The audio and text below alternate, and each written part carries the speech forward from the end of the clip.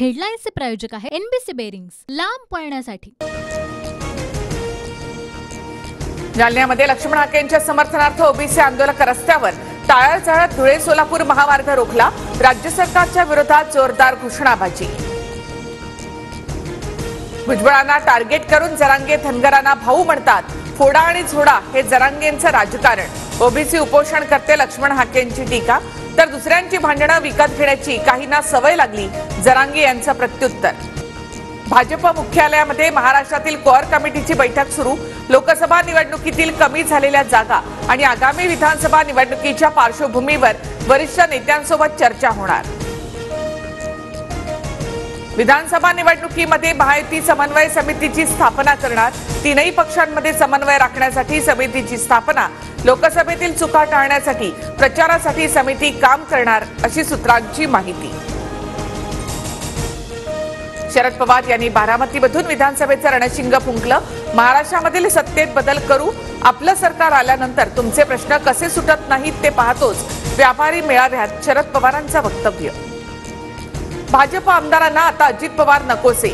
माढा, सोलापूर, दिंडोरीमध्ये फटका बसल्याचं मत। दादा गटाची मतं भाजपला न मिळाल्याचा आरोप, सूत्रांची माहिती। अपयशाचं खापर अजितदादांच्या डोक्यावर फोडून बळीचा बकरा करू नका, आव्हाडांचा भाजपवर निशाणा। अल्पसंख्याकांबद्दल काढलेले अनुद्गार, संविधान बदल हे मुद्दे भाजपच्या पराभवाला कारणीभूत, आव्हाडांचा हल्लाबोल। अजित पवारांविरोधामध्ये भाजप नेतृत्वामध्ये कोणतीही भूमिका नाही। हितशत्रूंकडून अजित पवार जाणीवपूर्वक टार्गेट, सुनील तटकरे यांची प्रतिक्रिया।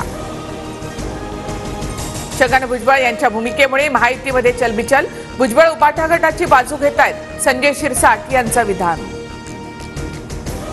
भुजबळांची पक्षात गळचेपी होते, ते सरकारमध्ये राहतील असं वाटत नाही, आव्हाडांचा दावा। भुजबळांनी शिवसेनेची साथ सोडली नसती तर मुख्यमंत्री पदाचा टिया लागला असता, राऊतांचा टोला। नाशिकमध्ये जोरदार पाऊस। मसरूळ इथे परिसरातील रस्त्यांवर 1.5 फुटांपर्यंत पाणी, तर धाराशिवमध्ये मुसळधार पावसानंतर सारोळामध्ये नाले तुडुंब भरले। 6 अमेरिका नेत्यांचं प्रतिनिधी मंडळ भारतामध्ये दाखल। 2 दिवस शिष्टमंडळ धर्मशाळांमध्ये असणार, दलाई लामांची भेट घेणार। हेडलाईन्सचे प्रायोजक आहे एनबीसी बेरिंग्स, लांब पळण्यासाठी।